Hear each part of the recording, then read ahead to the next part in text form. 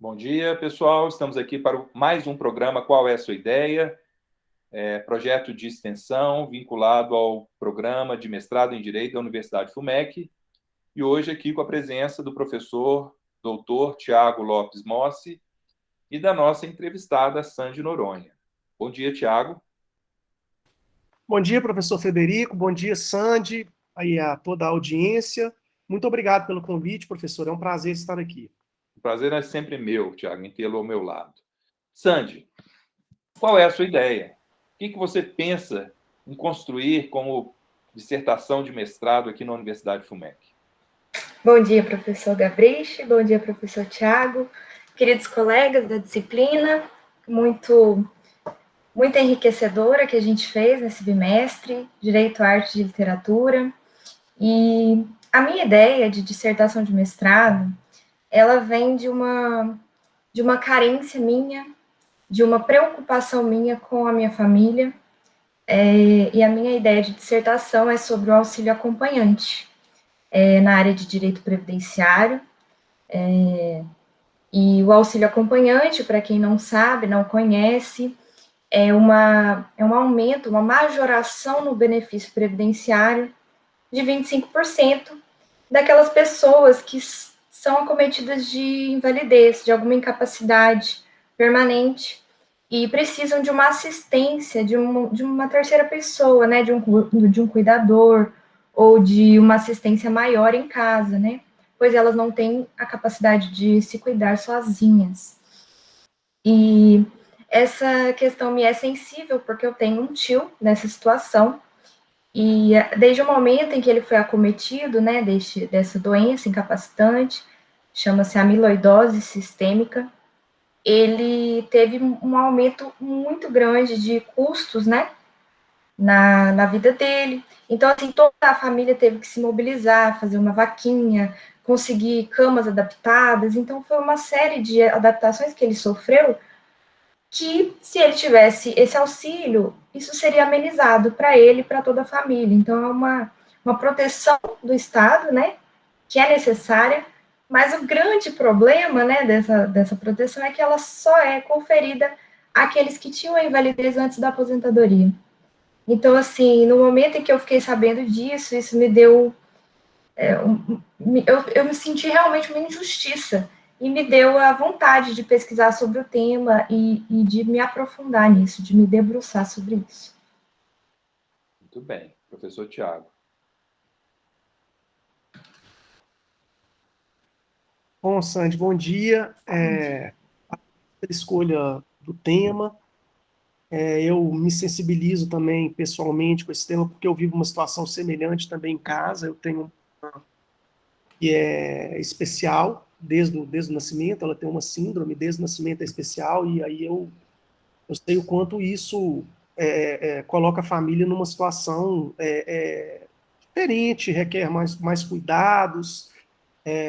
A minha mãe, por exemplo, ela precisa dar uma atenção integral à minha irmã, mas ao mesmo tempo ela precisa trabalhar em tempo integral para fazer frente a todas as necessidades da minha irmã. Então a gente precisa pensar de fato em sistemas que possam acolher essas pessoas e aí, quando eu vejo uma questão como essa, imediatamente me lembro da atuação que o senador Romário tem no Senado Federal, né? Ele tem uma filha também portadora de síndrome de Down, e por causa disso ele tem uma atuação política sempre vinculada à defesa de minorias, especialmente de pessoas de necessidades especiais. E eu acho que aqui a gente está em uma situação muito parecida com a situação retratada pela Ana Lídia no programa anterior, né? As pessoas que não vivenciam essa situação não têm ideia de como isso é um problema real e de como as dificuldades são reais e são diárias.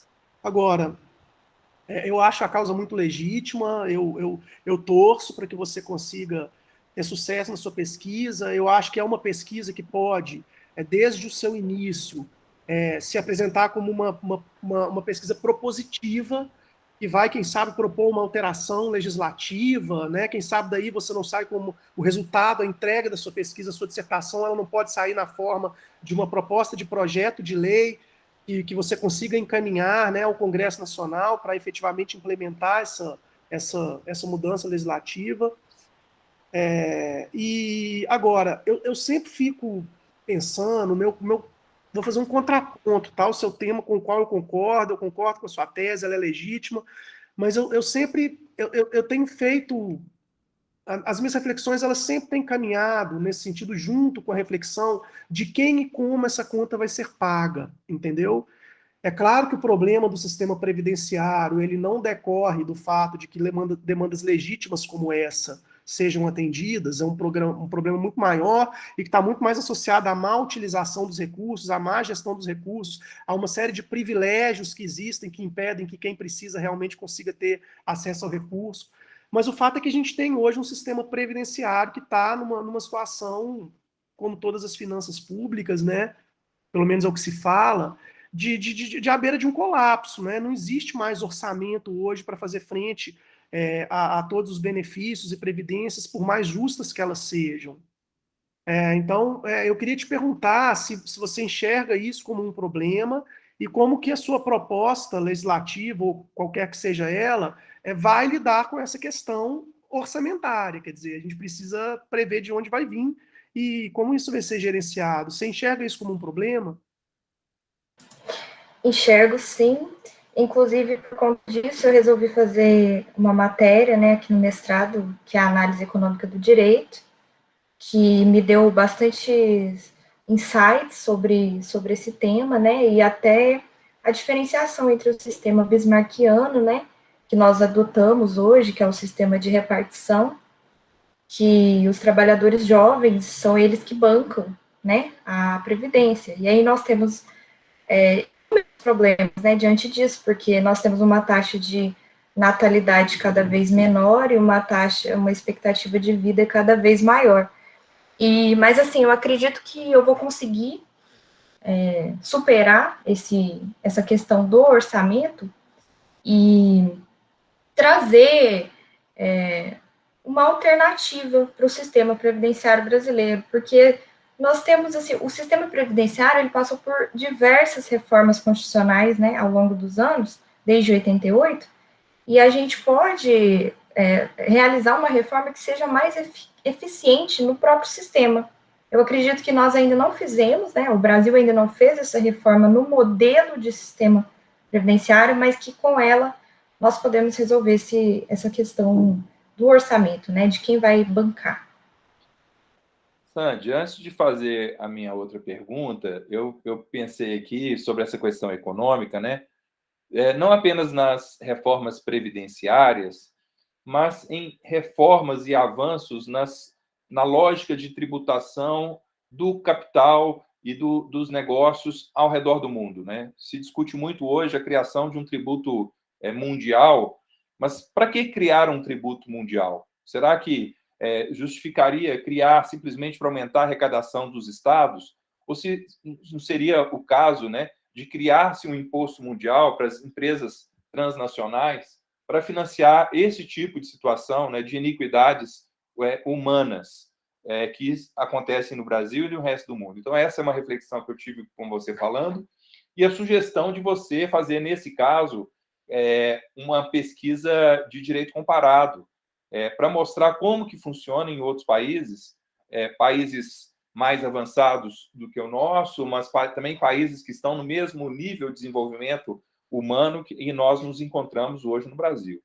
Mas a pergunta mesmo você conseguiu fazer uma conexão transdisciplinar do seu tema para nos brindar aqui? Consegui sim, professor. Inclusive, eu fiz várias conexões durante as aulas, né? Mas eu cheguei num conto de Clarice Lispector que se chama O Grande Passeio. É um conto curto, mas que tem relação com o abandono dos idosos, né? Com esse abandono sofrido pelos idosos, tanto pela família quanto pelo Estado. E aí a gente vê que esse nicho populacional, ele é muito vulnerável, né? E realmente é legitimado a receber essa proteção estatal com mais ênfase, né? E com relação aos tributos, professor, eu achei muito interessante, né, essa ideia de um tributo mundial destinado a garantir a proteção dos miseráveis, dos vulneráveis, dos incapacitados, né? E assim como a Valéria, acho que falou num episódio passado, a questão dos tributos, né? A Previdência, ela não é tão mal vista, porque a gente vê essa contraprestação, né? A gente consegue enxergar ela retornando, né, na velhice, quando a gente precisa de um auxílio, né? Num acidente, alguma coisa assim. Então, eu não acho um problema tão grande você incentivar, né, a contribuição das pessoas e essa contraprestação vir do Estado. Perfeito. Professor Tiago, mais algum comentário? Sandy, do ponto de vista dos seus referenciais teóricos, eu te sugeriria dar uma olhada em uma linha de pesquisa que está crescendo até no Brasil, mas já é uma realidade em países europeus que estão enfrentando realmente esse problema de dificuldades orçamentárias para honrar essas obrigações previdenciárias, que é o tema da justiça intergeracional. A grande pergunta que se coloca é qual é a obrigação que nós, que aqui estamos hoje, temos para com as gerações futuras. E isso tem repercussões, por exemplo, na área ambiental, né, muito estudado na área ambiental, e também como você mesmo observou, nosso sistema previdenciário, ele hoje é custeado por aqueles que vão usufruir do benefício no futuro, não é? E tem algumas obras que são interessantes para você fazer essa reflexão. Eu vou te passar, vou colocar aqui no chat o nome de uma que eu acho que pode ser um bom ponto de partida para enriquecer a sua pesquisa e trazer essa reflexão da existência ou não de uma obrigação moral para com pessoas que ainda não existem, que ainda não contribuem, né, e que só vão passar a ser efetivamente sujeitos de direito no futuro, que se chama acho que se chama Pensar a Justiça, Pensando a Justiça Intergeracional. Pensar a Justiça entre as Gerações. Eu esqueci o nome do autor, é um autor belga. Vou resgatar esse livro e te passar, acho que vai te dar também subsídios interessantes para você pensar aí o desenvolvimento dessa pesquisa no ponto de vista intergeracional.